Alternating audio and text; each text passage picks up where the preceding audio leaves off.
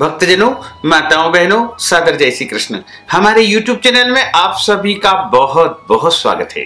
मैं हूं आपके साथ आचार्य धर्मेंद्र शास्त्री। आज हम आपको नवरात्रि की प्राचीन एवं दिव्य कथा सुनाने जा रहे हैं। इस कथा को अंत तक जरूर सुनिएगा।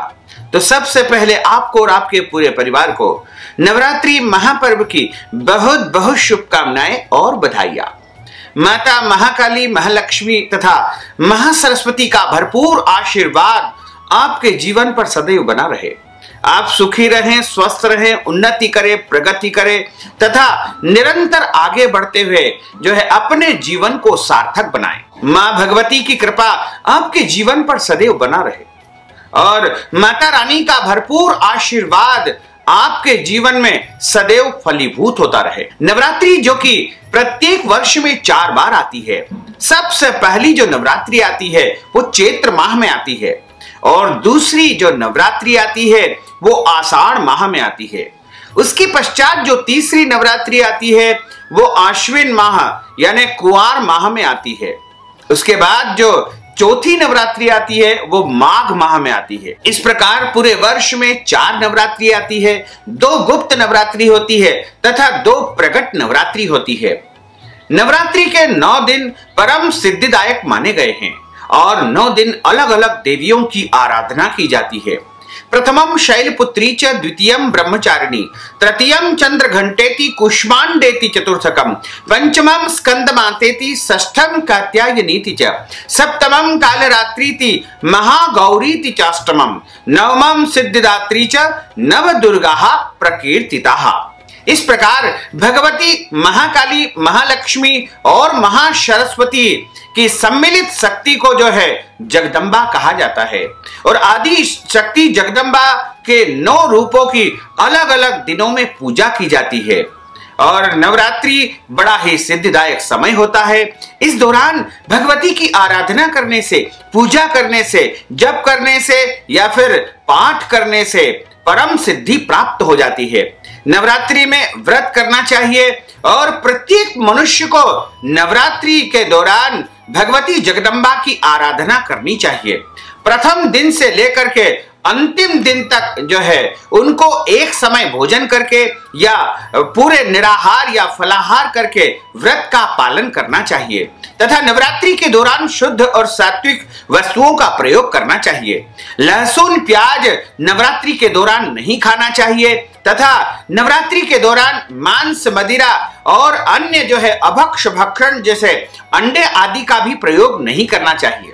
नवरात्रि में कोई भी व्यक्ति को बाल नहीं कटवाना चाहिए, नाखून नहीं काटना चाहिए और शरीर के अंग के किसी भी प्रकार के बाल नहीं काटना चाहिए। साथ ही नवरात्रि के दौरान झूठ नहीं बोलना चाहिए, क्रोध नहीं करना चाहिए, लड़ाई झगड़ा वाद विवाद बिल्कुल नहीं करना चाहिए और नवरात्रि के दौरान मां जगदम्बा की आराधना करते हुए अपने कर्म मार्ग की तरफ प्रवृत्त होना चाहिए। नवरात्रि बड़ा ही पुण्यदायक समय माना जाता है और आज हम आपको नवरात्रि की दिव्य और प्राचीन कथा सुनाने जा रहे हैं। इस कथा को अंत तक जरूर सुनिएगा और अधिक से अधिक लोगों को शेयर भी करिएगा। साथ ही प्रत्येक देवी की अलग अलग दिनों की कथा भी हम आपको सुनाएंगे, लेकिन यह संपूर्ण नवरात्रि की कथा है जिसमें ये आपको जानने को प्राप्त होगा कि आखिर नवरात्रि का व्रत और पूजन सबसे पहले किसने किया था, नवरात्रि का महत्व क्या होता है, ये इस कथा में आपको जानने को मिलेगा। बोलिए जगदम्बे मात की जय। गुरुर् ब्रह्मा गुरुर्विष्णु गुरुर्देवो महेश्वरा, गुरु साक्षात् परब्रह्म तस्मै श्री गुरुवे नमः। श्री अखंड मंडलाकारं व्याप्तं येन चराचरं तत्पदं दर्शितं येन तस्मै श्री गुरुवे नमः। नमो देव्ये महादेव्ये शिवायै सततं नमः। नमः प्रकृते भद्रायै निहितः प्रणतास्मतां। शरणागत दीनार्थ परित्राण परायणी सर्वस्यार्ति हरे देवी नारायणी नमोस्तुते। सर्वबाधा विनिर्मुक्तो धन धान्य सुतान्वितः मनुष्यो मत्प्रसादेन भविष्यति न संशयः। देहि सौभाग्यम आरोग्यम देहि में परमं सुखम रूपम देहि जयम देहि यशो देहि दिशो देहि सर्वबाधा विनिर्मुक्तो धन धान्य सुतान्वितः मनुष्यो मत् प्रसादेन भविष्यति न संशयः सर्वबाधा प्रशमनं त्रैलोक्यस्य अखिलेश्वरी एवमेव त्वया कार्यमस्मद्वैरी विनाशनम् सर्वमंगल मांगल्ये शिवे सर्वार्थ साधिके शरण्ये त्र्यंबके गौरी नारायणी नमोस्तुते नारायणी नमोस्तुते। बोलिए जगदम्बे मात की जय। भगवती आदि शक्ति जगदम्बा मैया की जय। जोर से बोलिए जय माता दी, प्रेम से बोलिए जय माता दी। मैं नहीं सुनिया जय माता दी, हम सब बोलो जय माता दी। मम्मा बोले जय माता दी, बापू बोले जय माता दी, भैया बोले जय माता दी, हम सब बोले जय माता दी। चाचा बोले जय माता दी, ताऊ बोले जय माता दी। मैं नहीं सुनिया जय माता दी, प्रेम से बोलो जय माता दी। बोलिए जगदम्बे मात की जय। नवरात्रि का जो पर्व होता है बड़ा ही सिद्धिदायक पर्व माना गया है। नवरात्रि की कथा इस प्रकार है। बृहस्पति जी बोले कि हे ब्रह्मा जी, आप अत्यंत बुद्धिमान हैं, सर्व शास्त्र और चारों वेदों को जानने वाले हैं और समस्त सृष्टि के रचनाकार है और आप जो है सबसे श्रेष्ठ है। हे प्रभु, कृपा करके मेरा वचन आप सुनिए। चैत्र माह में, आश्विन माह में, माघ माह में और आषाढ़ माह के शुक्ल पक्ष में नवरात्रि का व्रत और उत्सव क्यों किया जाता है और भगवान इस व्रत का क्या फल होता है, यह व्रत किस प्रकार करना उचित है और पहले इस व्रत को किसने किया है, और आप कृपा करके मुझे विस्तार पूर्वक सुनाइए। बृहस्पति जी के ऐसा प्रश्न करने पर ब्रह्मा जी कहने लगे कि हे बृहस्पति, संसार के कल्याण के लिए, प्राणियों के हित के लिए तुमने बहुत अच्छा प्रश्न किया है। जो मनुष्य मनोरथ पूर्ण करने वाली माँ भगवती जगदम्बा दुर्गा की जो है महादेवी सूर्य और नारायण का ध्यान करते हैं, वे मनुष्य धन्य है। यह नवरात्र व्रत संपूर्ण कामनाओं को पूर्ण करने वाला है। इसके करने से पुत्र चाहने वाले को पुत्र मिलता है तथा धन चाहने वाले को धन प्राप्त होता है और जो विद्या की चाहना रखता है यानी शिक्षा प्राप्त करना चाहता है उसे उत्तम विद्या की प्राप्ति होता है और जो सुख की अपेक्षा करता है उसे सुख प्राप्त होता है। इस व्रत को करने से रोगी मनुष्य का रोगी का जो है रोग दूर हो जाता है और कारागृह में पड़ा हुआ मनुष्य बंधन से छूट जाता है। मनुष्य की तमाम विपत्तियां दूर हो जाती है और उसके घर में संपूर्ण संपत्तियों का आगमन होता है। वंध्या और काक वंध्या के इस व्रत के करने से पुत्र की प्राप्ति होती है।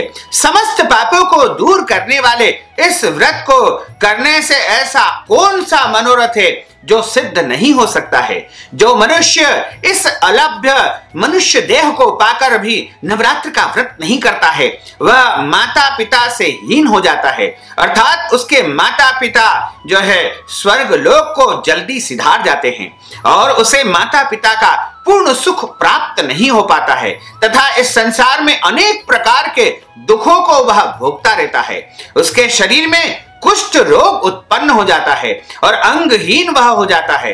उसको संतान प्राप्ति में कई प्रकार की बाधाओं का सामना करना पड़ता है। इस प्रकार वह मूर्ख व्यक्ति अनेक दुखों को इस संसार में भोगता रहता है।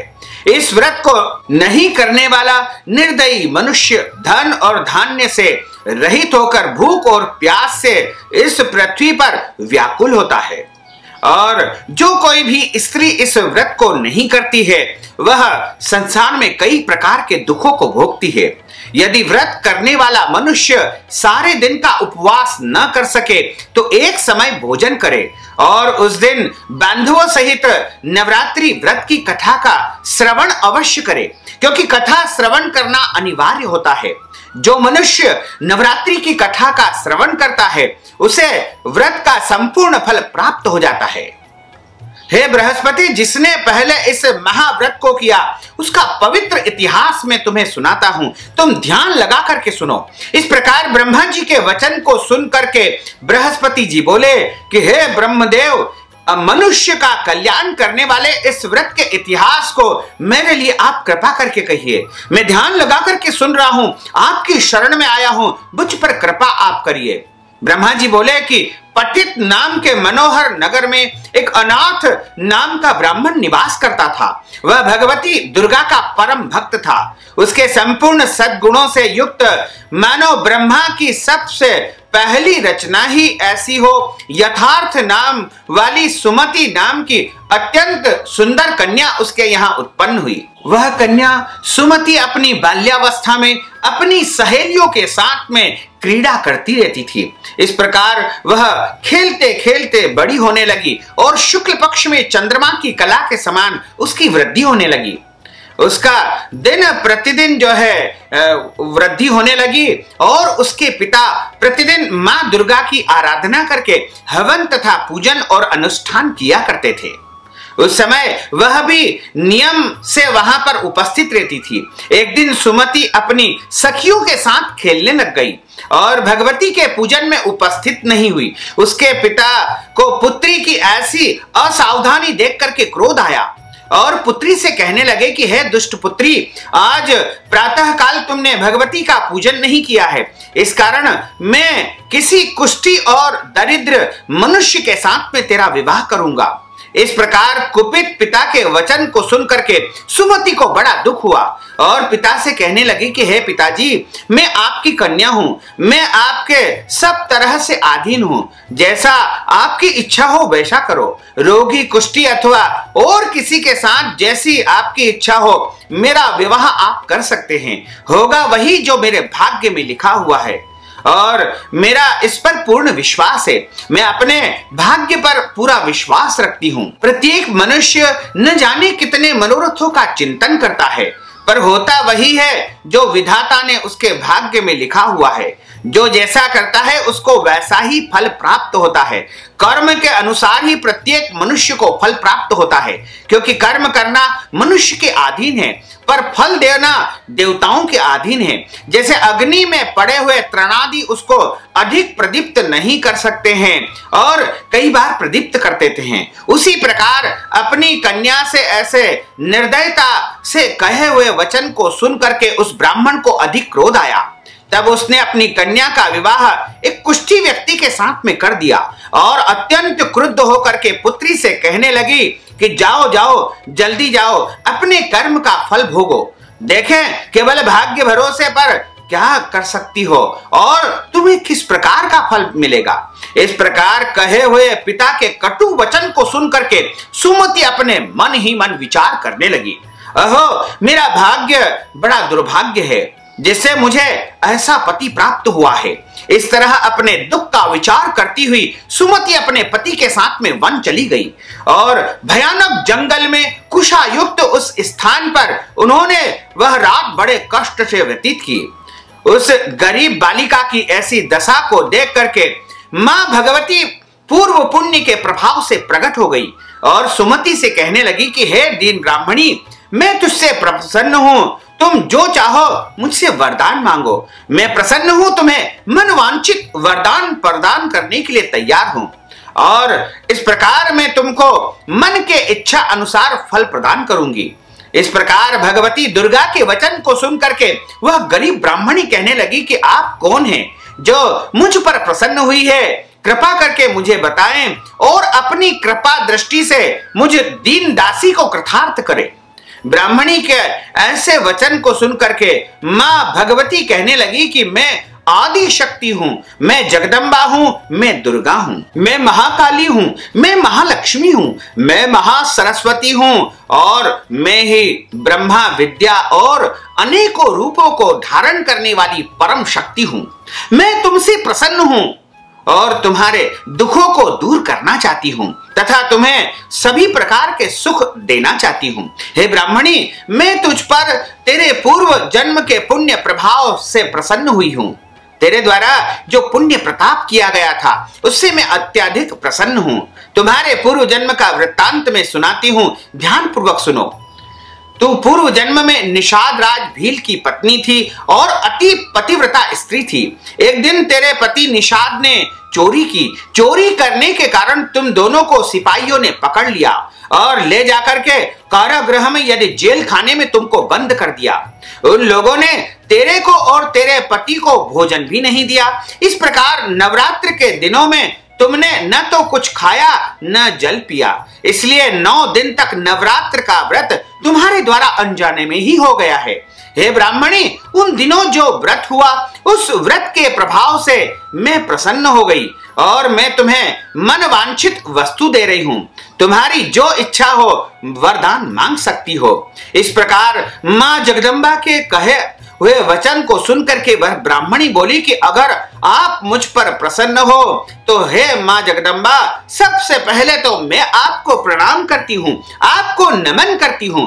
कृपा करके मेरे पति देव के शरीर में जो कोढ़ है, जो कुष्ठ रोग है, उसे आप समाप्त कर दीजिए और एक दिन का पुण्य अपने पति का कोढ़ दूर करने के लिए मैं अर्पण कर रही हूं।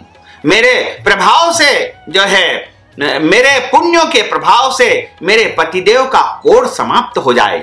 इस प्रकार भगवती जगदम्बा ने उस ब्राह्मणी बालिका को वरदान दिया कि जाओ, तुम्हारा जो एक दिन का पुण्य है मैं तुम्हारे पति को अर्पण करती हूं और तुरंत ही जो है तुम्हारा पति कोढ़ से मुक्त हो जाएगा और उसका स्वर्ण जैसा कांतिवान शरीर हो जाएगा। इस प्रकार भगवती जगदम्बा ने उस ब्राह्मणी को वरदान दिया।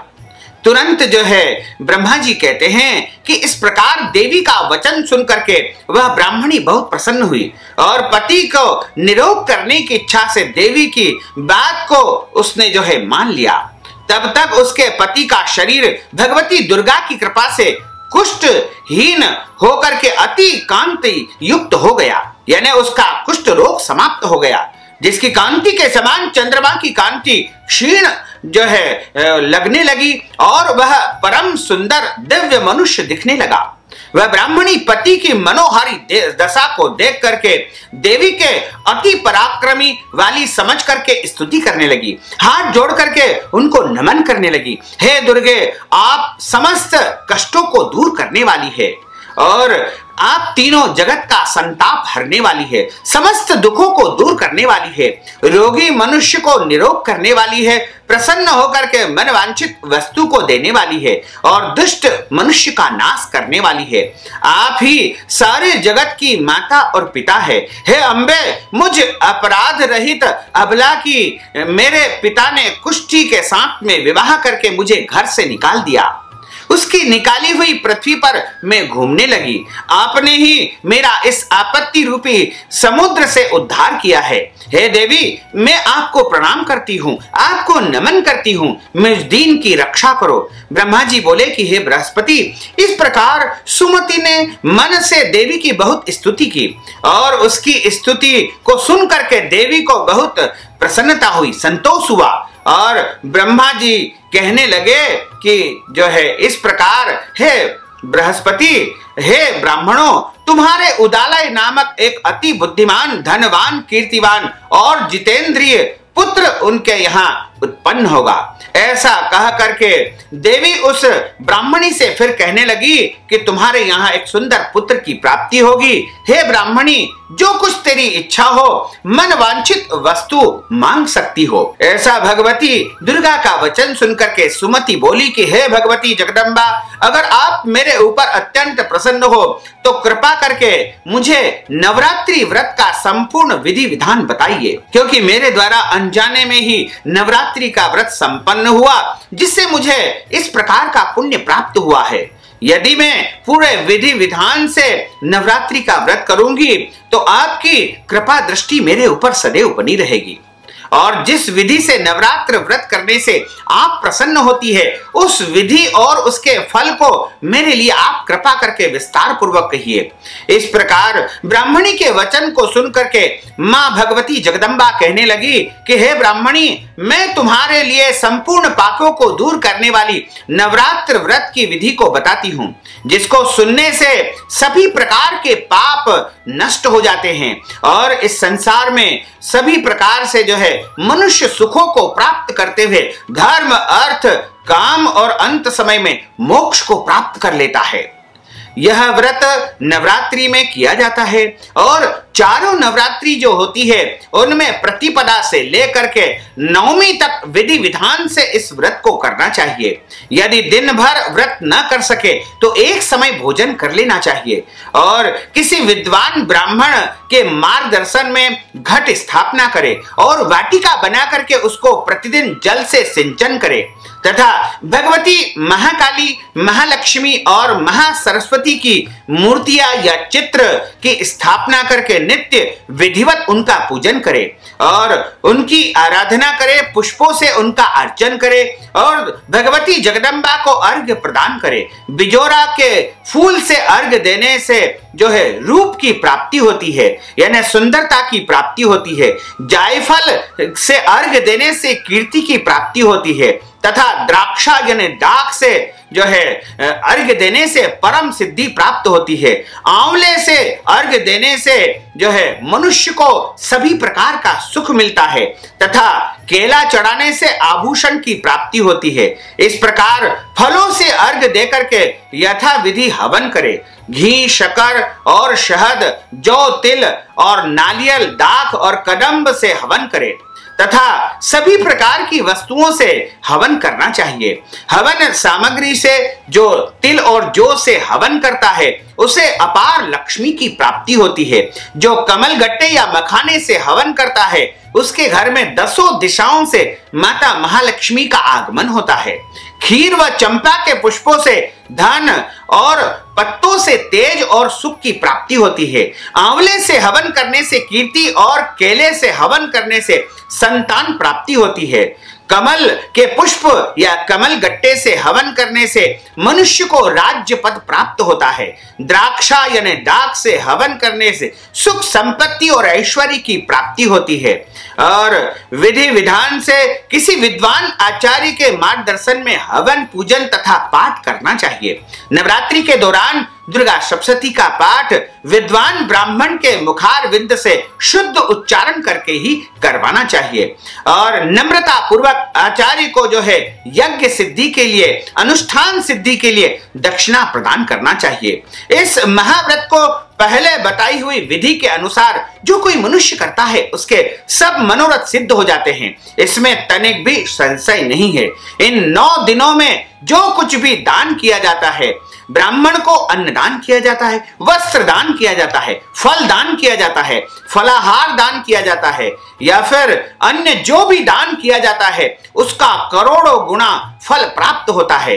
इस नवरात्रि के व्रत करने से अश्वमेध यज्ञ का फल प्राप्त होता है। हे ब्राह्मणी, संपूर्ण कामनाओं को पूरे करने वाले व्रत को तीर्थ, मंदिर अथवा घर में विधि विधान से करना चाहिए या किसी विद्वान ब्राह्मण के द्वारा इसको संपन्न करना चाहिए। ब्रह्मा जी बोले कि हे बृहस्पति, इस प्रकार ब्राह्मणी को व्रत की विधि और फल बता करके देवी अंतर्ध्यान हो गई। जो मनुष्य या स्त्री पुरुष इस व्रत को भक्ति पूर्वक करता है वह इस लोक में सभी प्रकार के दुर्लभ सुखों को प्राप्त करते हुए अंत समय में मोक्ष को प्राप्त कर लेता है। हे बृहस्पति, यह दुर्लभ व्रत का महात्म्य मैंने तुम्हारे लिए बताया है। ऐसा ब्रह्मा जी के वचन को सुनकर के बृहस्पति जी आनंदित हो गए, रोमांचित हो गए और ब्रह्मा जी से कहने लगे कि हे ब्रह्मदेव, आपने मुझ पर अति कृपा की है। जो आपने अमृत वाणी में मुझे नवरात्रि का व्रत का तथा नवरात्रि की कथा का दिव्य महात्म्य सुनाया है। हे प्रभु, आपके बिना और कौन इस महात्म्य को सुना सकता था। ऐसे बृहस्पति जी के वचन को सुनकर के ब्रह्मा जी कहते हैं कि हे बृहस्पति, तुमने सब प्राणियों के कल्याण के लिए इस अलौकिक व्रत के बारे में जो पूछा है उससे तुम धन्य हो गए हो। आज तुम्हारा जीवन कृतार्थ हो गया है। यह भगवती शक्ति संपूर्ण लोकों का पालन करने वाली है। इस महादेवी का प्रभाव को कौन नहीं जान सकता है। बोलिए जगदम्बे मात की जय, जगदम्बा मैया की जय, वैष्णव माता की जय, महालक्ष्मी मात की जय, महाकाली माता की जय, महासरस्वती माता की जय। अच्युतम केशवम राम नारायणम कृष्ण दामोदरम वासुदेवम हरे, श्रीधरम माधवम गोपिका वल्लभम, श्री जानकी नायकम श्री रामचंद्रम भजे, जानकी मनोहरम सर्वलोक नायकम, श्री शंकराधिसेवितम पुण्य नाम कीर्तनम, श्री राम राम राम राम राम नाम तायकम, राम कृष्ण वासुदेवा भक्ति मुक्तिदायकम, राम कृष्ण वासुदेवा भक्ति मुक्तिदायकम, राम कृष्ण वासुदेवा भक्ति मुक्तिदायकम, राम कृष्ण वासुदेवा भक्ति मुक्तिदायकम। बोलिए जगदम्बे मात की जय।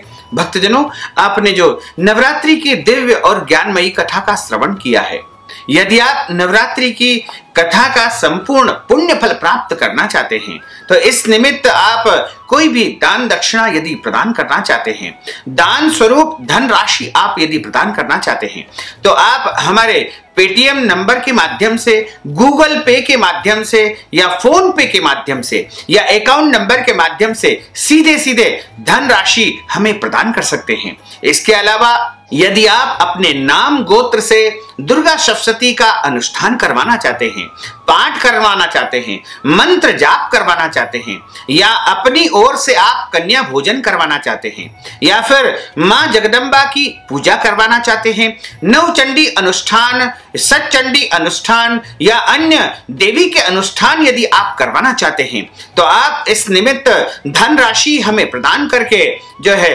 संपूर्ण पुण्य फल आप प्राप्त कर सकते हैं।